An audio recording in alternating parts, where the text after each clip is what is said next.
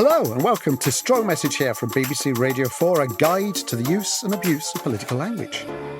I'm Armando and I'm joined this week by Marina Hyde. Welcome back. Hello. Hello, Armando. Thanks very much for having me. You're sounding very positive. I'm very positive. Yeah, we're going to look at positivity this week. That's great start. And this week, America's Secretary for War, Pete Hegseth, has told us we don't have to worry, which is a relief. There's a trend of politicians telling us to be more positive and upbeat. So we're going to dig into the language of that. I have to confess, on the other hand, not I'm feeling negative, but I'm feeling very woozy. I've got some post-viral things, so I have to apologise to everyone if my thoughts come out in a tangled mess. There's a lot of it about. There is, I'm sure we'll get to it. Yeah. My thoughts are in my head like in a tumble dryer, but not a tumble dryer that's blowing any hot air. So they're just flapping about damp and cold. Very good. Or a washing machine where you've maybe mixed the colours. Oh, right. Okay. Yeah. No, that sounds quite nice, actually. Sort of tie-dye it. Yeah. Tie-dyed thinking. Somebody write that down. I'm going to turn it into a business course. I'm here to talk about tie-dyed thinking. Now, what is that, you may ask? I don't know. So, first of all, before we get into positivity and how well all international conflict is going.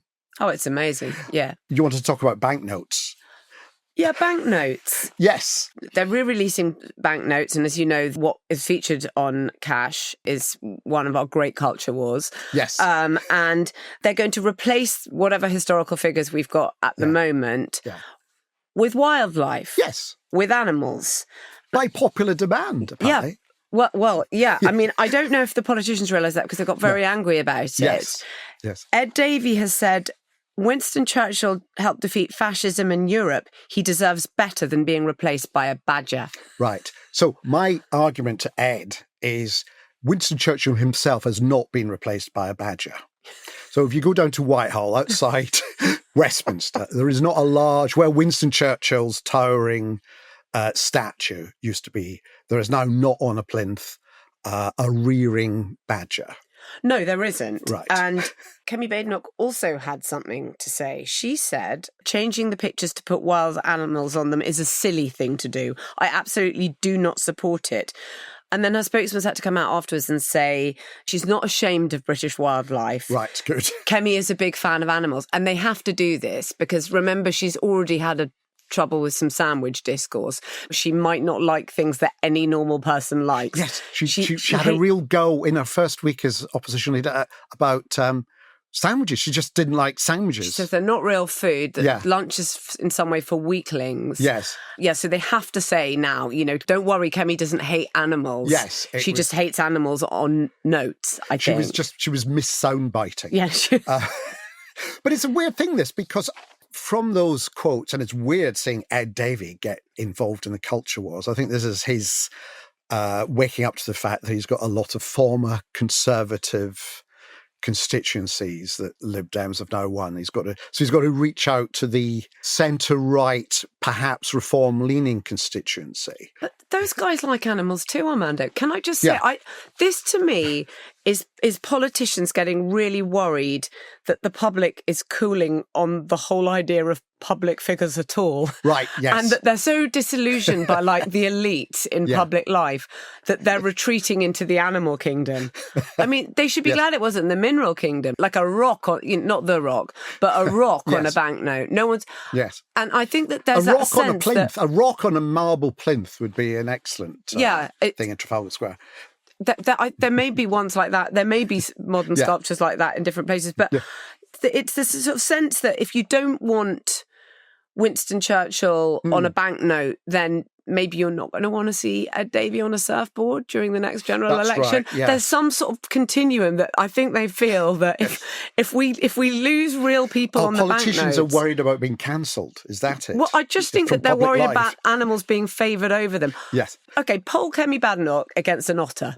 Right. Are you confident? That's a debate I would like to see. Me too. Are you confident that she's got it? Because I tell you what, that person who said Kemi loves animals on her team isn't at all confident she's got it. She might start off in round one where it's, questions about fiscal policy. She might have a solid start. But when it comes to catching fish in her mouth, I think the otter would be streets ahead. And I'm not sure that people might not just find the otter more endearing. Yes.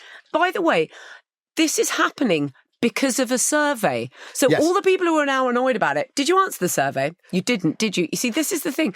You can't just turn up in the comments section.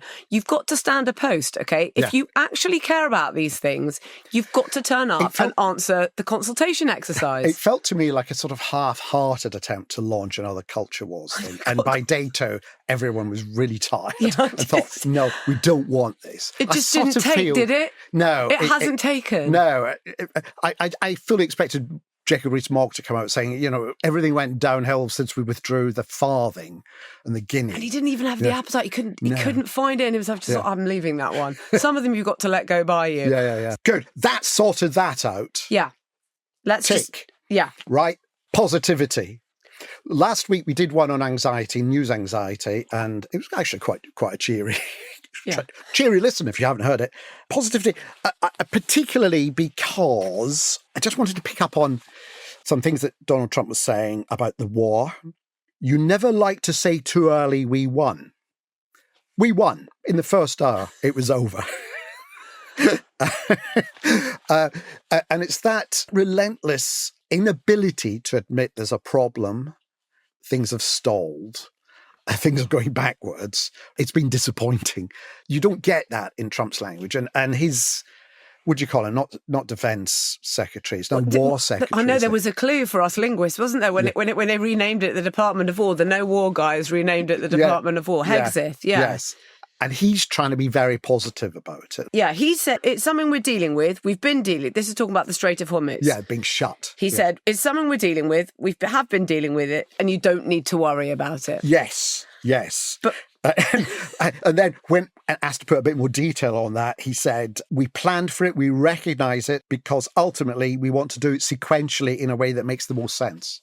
I mean, nothing he says is reassuring. Nothing at all. There's a line, isn't there, in like the first series of Veep, where Dan says to Amy, oh my God, you're not pregnant, are you? That's like joining Scientology or getting a neck tattoo, career-wise. Okay, different times. Yes. Because this guy is... He's covered in covered in tattoos. Yeah. Some of them are about like very kind of... They're all Crusades tattoos. Crusades tattoos, the sort of Christian right. Yeah. And he's berating the media for not reporting this war. He'd like to say accurately. Well, he's coming up with headlines now. Yes. He started having a go at specific headlines in his Pentagon press conference and drawing attention to how they could have been done better. He's saying, instead of saying, Middle Eastern war intensifies, it should say Iran increasingly desperate. And he said, another one fake headline I saw, war widening. Here's a real headline for you, for actual patriotic press, Iran shrinking, going underground. Yeah. Which news organisation is going to put up a headline saying Iran shrinking? What? And be treated seriously. Even by these extraordinary cartographers in this administration. Yeah. If he's going to write the headlines, I'm happy with it, as long as a sub-editor can run the war. Because I just think it would be so much less chaotic. It would be much more organised and much more precise. Well, my thinking was, what he was saying there was like, telling people what headlines to put and then nothing else. So not giving the copy that goes underneath it. And that, for me, summarises what's been going on. In that the policy has been the headline, let's bomb Iran, and then no story underneath, no detail underneath as to how this should proceed and what the consequences should be and what. They've got a lot of top lines, haven't they? A lot of top lines. It's all headline. It's all headline. Yeah. One of the things that people always say in politics is when things are going really wrong, you'll always get some people will come in and say, it's the comms. If they just got the comms right. By the way, communications. The rule is it is never the comms, okay? If things are going wrong in that way, it's because there is no underlying strategic direction and they don't know what they're doing. This is in ordinary run of day-to-day politics when you're not trying to sort of remake the Middle East. This is genuinely in no. And if anyone says it's the comms, it always means no one actually knows what they're doing here. And how can you communicate this? Because there is nothing strategic and coherent to communicate. I mean, I think there's been a tendency, really for at least the last 10 years, I'd say since Brexit, but possibly pre-Brexit, of political language switching into lack of detail and just the headline as the entirety of the message. So, this will be the easiest deal in the world to make. Easiest deal in the world. How do you know? Well, I don't know. I haven't really looked at it. But I'll just say that. As if somehow negotiating is just you saying, I want a better deal than the one you're offering. And then I think perhaps in commercial real estate, where so much of what we're seeing now derives from, you probably can do things like that. It's just very, very different to try statecraft on that level. Yes. And it hasn't really been done before. Just saying things and impelling them into being by just sheer force of the language you use. Is that, though, the Donald Trump method, which is to believe, not so much believe what you say, but say something and therefore act as if it's believable, act as if it's your truth. Yeah. And the more you say, it will then sort of come into being.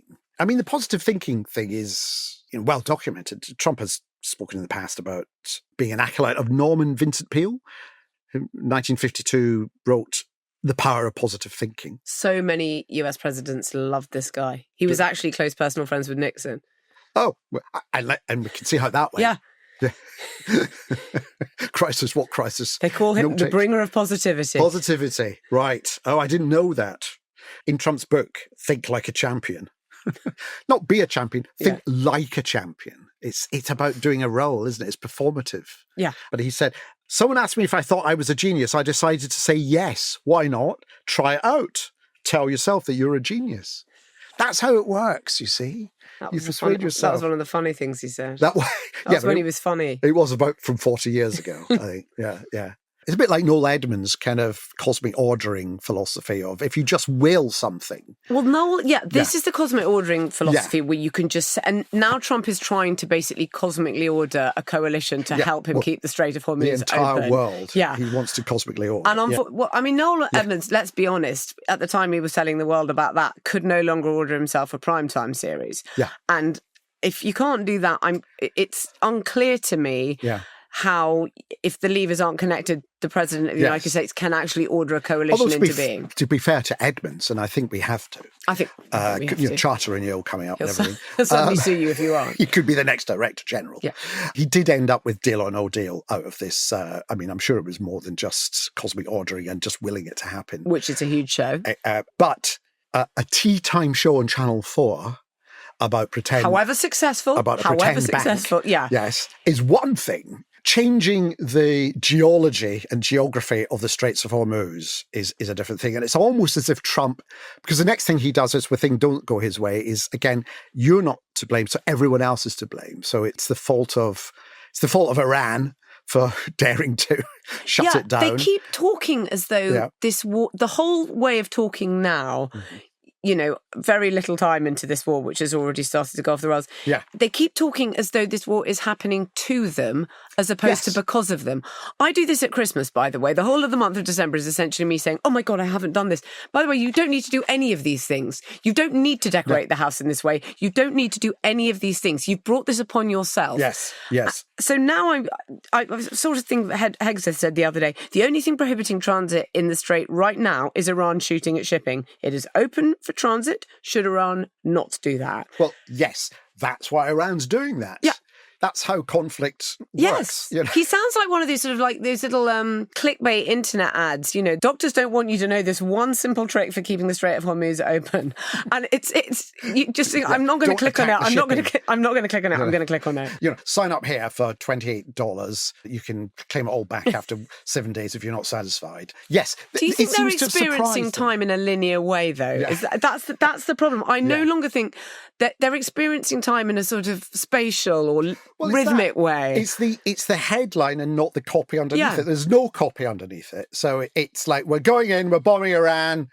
What are they doing? They've shut this is uncalled for. My favourite quote of the week was the White House press secretary Caroline Levitt, who said, the fact that the terrorists are holding the global oil industry hostage by threatening to shut down the Strait of Hormuz just underscores the need for President Trump to launch this operation in the first place. Yeah, you see, this is not a linear it's view a circular, of time. yes. This is not, this is not what linear. Is it then? It's a kind of holistic... Events before are also events after. He's sort of president of the multiverse. Yes. And all of these possible timelines are true, and you can just go in between these different worlds. He adheres to the Sapir-Whorf theory of language as illustrated in the sci-fi movie Arrival, where you can see across time at consequences. Because it's not action and consequence of action, isn't it? Well, because they never take responsibility for anything. The consequence of our action is why we had to do the action. Yeah. Yes. They can't take any responsibility for anything. So therefore, you have to completely invert it. And now they're reactive, even though they're incredibly positive. The other thing about Trump I've noticed is, and we've said this many times, he is a salesperson. That's what he does, right? It's all about bigging up anything. I do wonder whether in the last couple of weeks we've reached the point where it's just stopped working. We had to listen to, with Ukraine and then Gaza, it was like, had a great call, call's gone very well. I think they want a deal. I think in the next day or so, they'll be wanting a deal. Wait till you see this. There's all these positives. And then chaos ensues.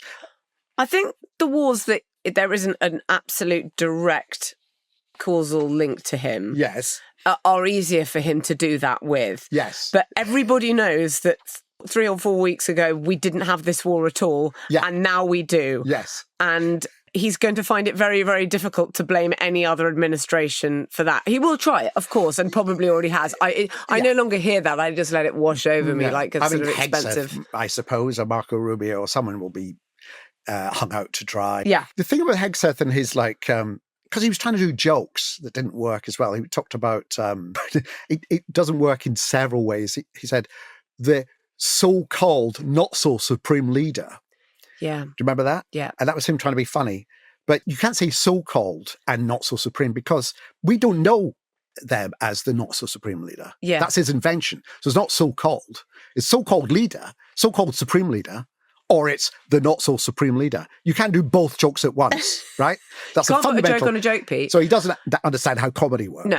But he did, as I was watching that, I was thinking, do you know who this reminds me of? Comical Alley. Do you remember Comical Alley? Yeah, but he was, it's an awful thing to say because he was a monster like all of them, but he was the most endearing. He was the most endearing of the pack of cards. Everyone slightly felt like... For those too young, the 2003 invasion, US and UK invasion of Iraq, the Minister for Information under Saddam Hussein... you can imagine it was a busy job. Mohammed Saeed al-Shaif, who was known in the Western press as Comical Alley because he just kept putting out these ridiculous everything is going to be fine. Well, I'm afraid that was a joke in the first place because I'm afraid there was a Chemical Alley who ran the sort of bioweapons program, and then there was Comical Alley who would just say the infidels are nowhere near the airport, even though you could see footage of the US having completely secured the airport. Yeah, he said the forces were going to be flocks of sheep doomed to die and compare them to a snake slithering through the desert that would be chopped into pieces. But there's something Hegsethian about that. He called them rats and cowering, and we're going to hit them when they're down. That's the right thing to do. He was a much more coherent performer, I have to say. Yeah. Hegseth is trying to do all sorts of different things at once. He's trying to wear the news outlets. He's trying to look butch. He's very angry because he's had to get the photographers taken out of the Pentagon. He doesn't like the pictures they're taking of him. Yeah. He doesn't like the images of Pete Hegseth that are getting out there. He's looking rather so hyped and buzzing that you begin to wonder what he's been taking. Yeah, he's always about to strain out of the suit. Oh, yes, that's deliberate, I think. Yeah, for sure. I think he probably... we'll get on to... ill-fitting clothes. Ill-fitting clothes in a moment. He talked about the Straits of Hormuz being shut down as a good thing in that it shows how desperate the Iranians are. That's a sign they're desperate. Anything can be anything. Anything could be anything. And it does remind me of George W. Bush in the 6 months after the invasion of Iraq to the street, saying, the insurgents are losing. That's why they're continuing to fight. Yes. I forgot that the insurgency was actually a real positive. Yes, exactly. Yeah, I forgot that. In the same way that prior to the invasion, when the weapons inspectors couldn't find any WMD, the Bush White House said that's a sign of how wily the Iraqis are being in hiding it. Which it gives us another reason and to his go coalition partner, Tony Blair, who was always someone who always regarded himself as very positive, was talked even in domestic situations about the sneerers. Yes. So he was always of the belief that you should be very, very positive about these things. That's right. Do you think he's in his desk at the Board of Peace headquarters, wherever that is, sort of going, okay, anyone? I'm here. Would you... I feel it's a mood board, the Board of Peace. It's not. It can't exist in a. It can't have premises. Although the one thing Donald Trump can do is get you a building, but I don't think they do yet have premises, do they? No, not in Gaza. I don't think. No. I mean, I don't think they're going to have them there in some it's time. Probably in FIFA's offices somewhere. There's a sort of sub basement that Blair is in. Going. Yeah, they're always. It's always in Lausanne or Zurich. Right, yes. They'll be in one of those two places by the side of Lake Geneva. The old peace board will get started. Yes, in the tax havens of Oh, we haven't gone on to Richard Tice yet. I mean, I find stories about tax avoidance. You can say tax avoidance. I can tell you that, Armando. He's such a tax avoider. He's such a tax avoider. He's such a big tax avoider. And the only reason you're not tax avoiding, apparently, is because you know nothing about business. Again, this has become a great positive. The sheer amount of tax he's avoided just shows how good at business he is. Absolutely. He's very positive about that. Yeah.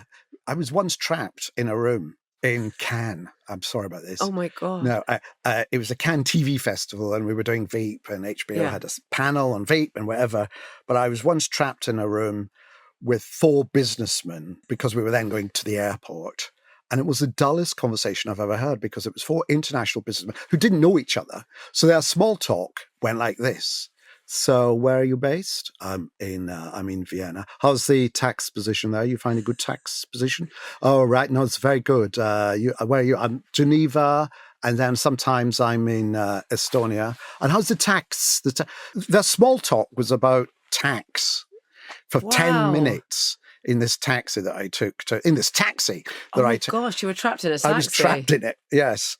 I just thought it was a remarkable insight into the, in the end, ultimate dull lives that these people lead, just running around the world trying to get away from their tax, really. Although, I mean, of course, you filmed in Baltimore.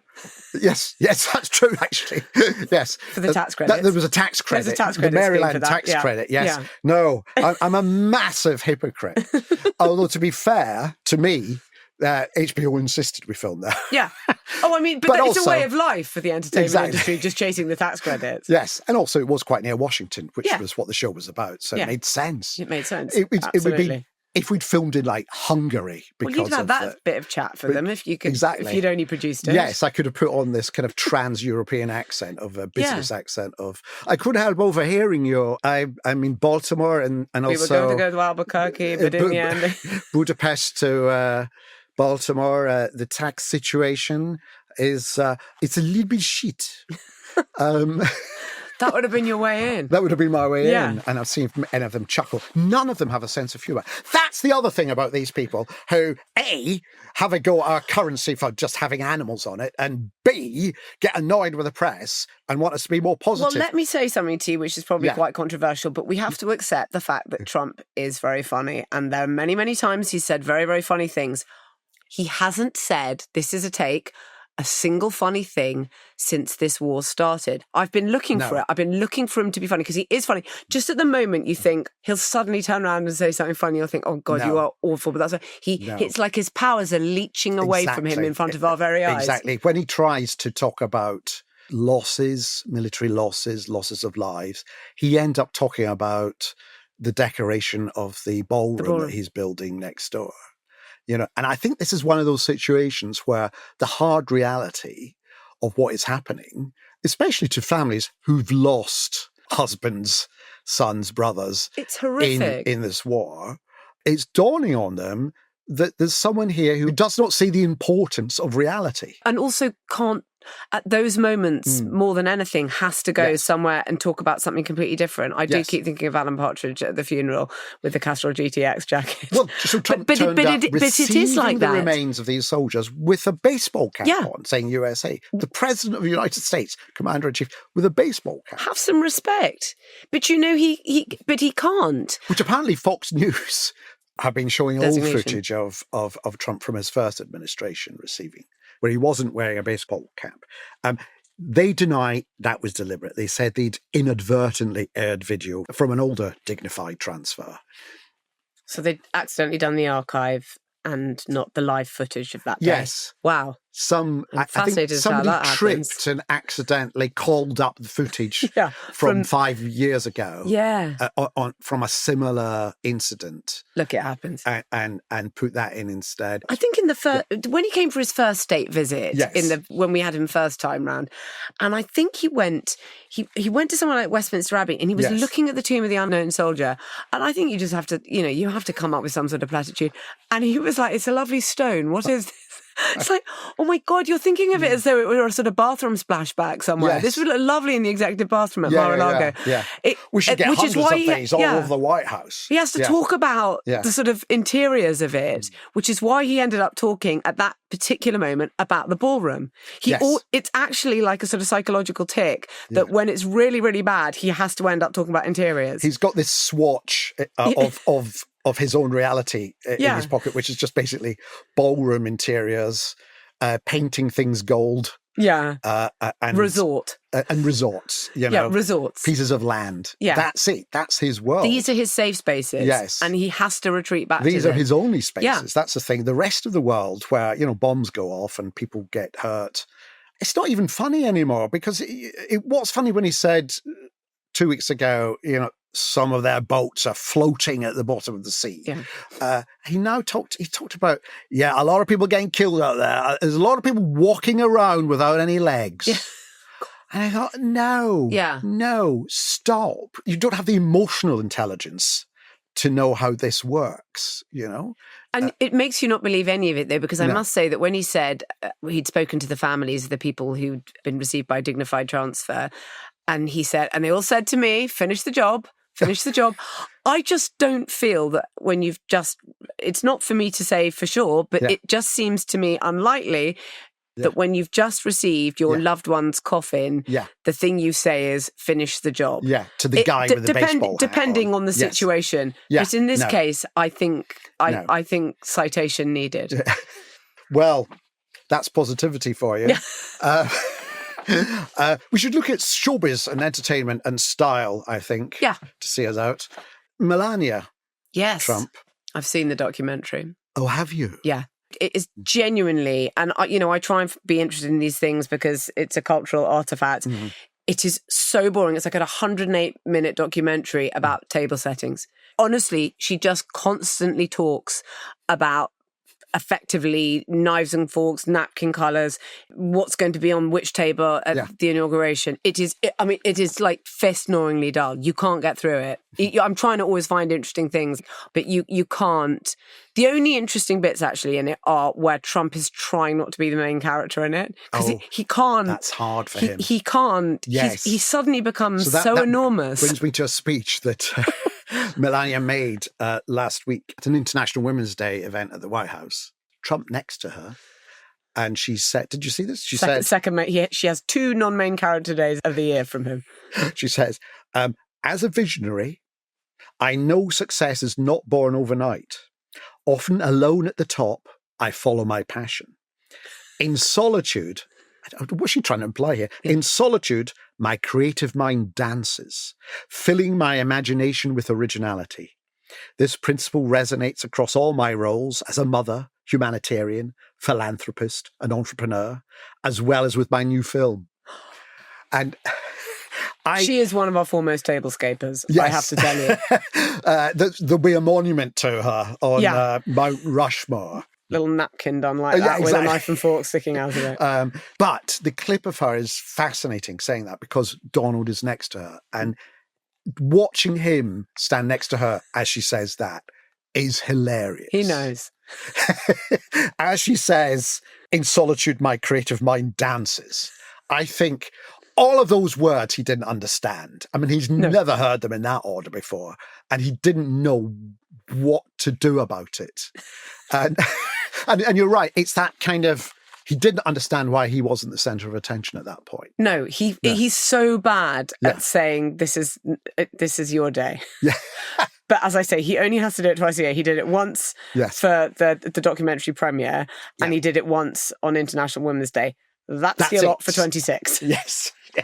But there's a story going around about shoes in the White House. Yes. Trump buys all the people he's pleased with, although, it does sometimes seem like a punishment when you look at the pictures of the shoes. He's got these quite reasonably priced black Oxford shoes that he thinks are amazing, made by a company called Florsheim. Okay. They're up to $140. He thinks they're amazing. He sometimes will look down at them, and it's quite unclear from the stories. A few people have told these stories. Vance has told this story. There are anonymous White House briefings. Either he guesses your shoe size, right, which is an act of extraordinary passive aggression. He did say you can tell a lot about a guy from his shoe size, which is some kind of weird macho thing going on there. He's saying, he says to you, what size are you? And you have to say, I wear size 19s. Yes. Because otherwise, how could you be Secretary of State, Marco? Yeah. And then he'll buy you the shoes, and they come, and it's not clear. What we know from the photographs is Marco Rubio is slopping around in a pair of shoes that is much too big for him, that were given to him by the president. Right. And he cannot say, did Trump these are too big, deliberately misguess his shoe size to make a point about him? Or did he lie about his shoe size and now has to wear the shoes? Right, yeah. I mean, there is a really obvious solution to this, which is just like, go and buy the shoes in the correct size. Yeah. He's not going to notice. They're not that expensive. That's the thing. They're $140. He could go and get them. No, but so they're all wandering around in shoes that either do or don't fit them, but that have been bought for them by their boss, and they're afraid not to wear them, according to White House people. Lots of the women obviously think it's ridiculous and have given many off-the-record quotes. So I think the Wall Street Journal has covered it particularly. The sound of all this kind of like heavy clopping going on around the White House. I know. These clowns with clown shoes on. But this is not the sign of an empire in rude health. No, and it did remind me about Stalin, who, again, would issue things to his staff, and people were too afraid to do anything about it. Famously, when he killed over in the middle of the night, no one went in to check if he was all right, because he said, I don't want anyone to disturb me, which is why in the end, he passed away. But there was a story that one of his personal guards, as a birthday present from the guard's wife, was given a pair of slippers. And the guard said to his wife, why have you got me? He said, well, I thought, because where Stalin lives, it's wooden floors, and your shoes will make a lot of noise, and it might just, be nice if you didn't wake Stalin up. But when Stalin heard about this and thought, he's wearing slippers so he can creep up on me and kill me, and had him shot. And there we are. And on that happy thought. On that positive note. We end. Thanks for listening to Strong Message here. I'll be back next week. Why not go and listen to some of our episodes from our back catalogue? We've got episodes with guests like Stuart Lee, Natalie Haynes, and of course Helen Lewis. Just search for Strong Message here and subscribe on BBC Sounds. Goodbye. Goodbye. Hello, wicked wunderkins and degenerate do-gooders. It's Russell Kane here, host of Evil Genius, the show that takes famous faces from history and knocks them off their high horse by revealing 3 unfortunate facts about their life. We shine a UV torch on the hidden evidence, then present our findings to a jury of 3 comedians who will decide evil or genius. Join us as we rifle through the drawers of history, then make a mess on the carpet. Listen to Evil Genius first on BBC Sounds.